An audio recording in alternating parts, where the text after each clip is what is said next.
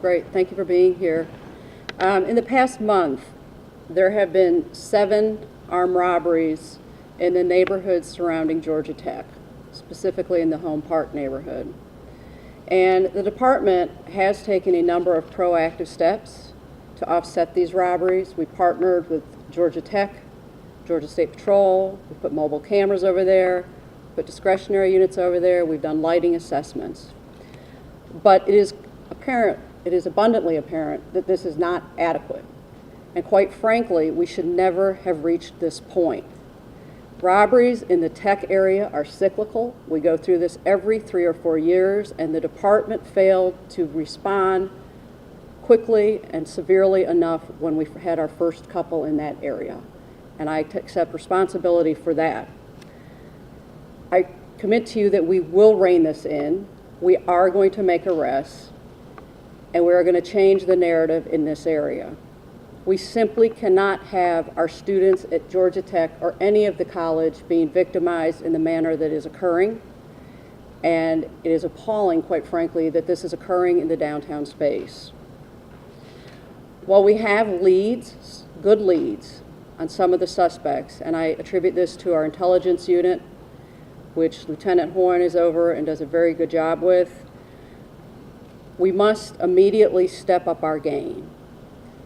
And starting tonight, the department will have the Georgia Tech issue in its radar, and you will see a variety of initiatives implemented to offset what's occurring there.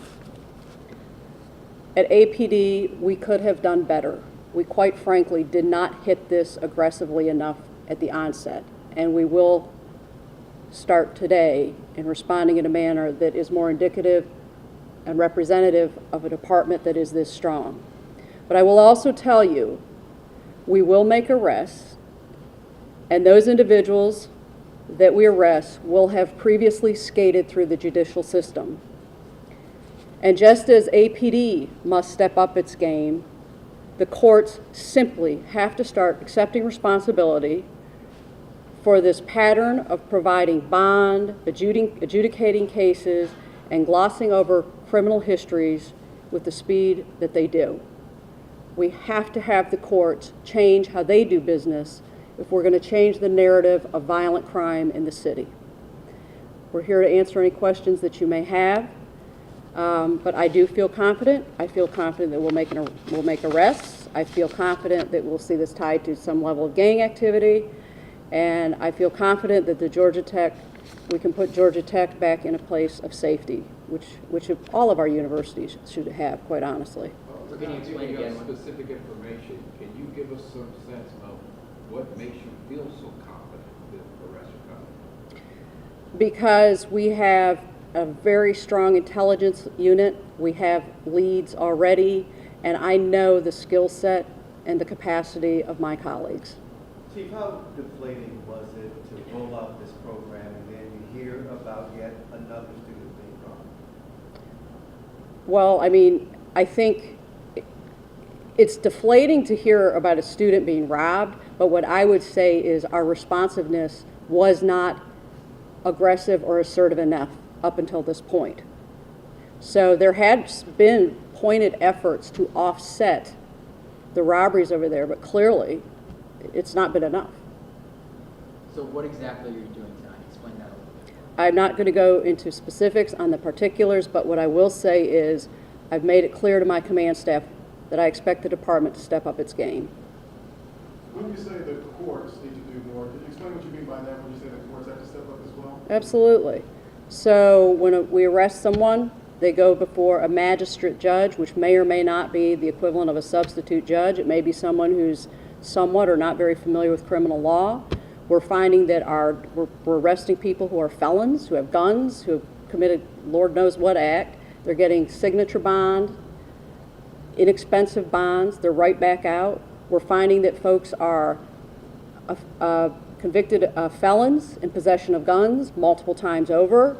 I mean, this is not unique. This is our narrative every single day, and there has to be somewhere between compassion and throw away the key. There has to be some level of middle road where we can identify and hold account people who are committed to engaging in acts of violence repeatedly, and that's not occurring. On the intelligence, are we talking predominantly about teenagers or these fully adults who would, you know? It's good. It's a blend, and you know, when I speak about the courts, obviously I'm not speaking to the juvenile courts, so there is an issue with some of our offenders, a couple of the ones that we know that are on our radar now, perhaps being on the periphery of this, have spent time in the juvenile system. The juvenile system is a whole separate issue. I can say that we have enough issues with Fulton County Superior Court that if they change how they do business, it will make the juvenile piece much more manageable. Say it again, if the courts do their jobs better, did you say? No, you said that. No, I'm saying, would you repeat that? What I stated was that if the Fulton County courts if they handle the cases before them in a way that is more responsible, it will make the juvenile crime piece more manageable. But right now, because we understand the limitations as it pertains to young people. We understand that so many of them are just, the last thing you want to do is put them into the state's custody, that you're just creating a whole subset of issues. So we get that. It is difficult in a public setting for one department to assess how another department is doing, but when you talk about APD needs to do better, do the Georgia Tech Police Department, does that department need to do better? Georgia Tech's been a great partner for us, and I think, you know what, at the end of the day, this is on us, and we need to do better. So I'm glad we have the partnership with them, quite honestly. Chief, Because these this is a city street problem where these attacks are occurring. I believe that all of them have been on the city streets. Is that correct? Okay, yes. Chief, were these crimes of opportunity? Yes, I would say so. I would say so, absolutely, yes. It's a fertile field though, right? Because I mean, the assumption is if you see a tech student, they're going to have an iPhone, they're going to have something else and something else. So it doesn't take much stuff. No, it doesn't. And I think, you know, as a student, you're thinking, well, I'm a student and I'm safe. There's just that, and it's okay. They should be. They're not really necessarily taking into account that they're in a large city and that there's crime. But you know what? We shouldn't be in this space. If we'd done better, we wouldn't be having this conversation. I asked that question about crimes of opportunity. Does it make it harder because these guys are just kind of sifting through and... Sure, it absolutely. Yep, ma'am. What could the department have done better? We could have definitely have engaged more people, more units in the area. We could have stepped up our responsiveness. You know, like I said, every 3 or 4 years, Georgia Tech has these cycles of robberies that go through there. And we should have recognized it sooner. When you're looking at it on TV, it's poorly lit. Why is it every 3 or 4 years we come back and say, why is there poor lighting? I mean, that stuff we should be proactive on and say, we know this area is going to be targeted because it has been historically.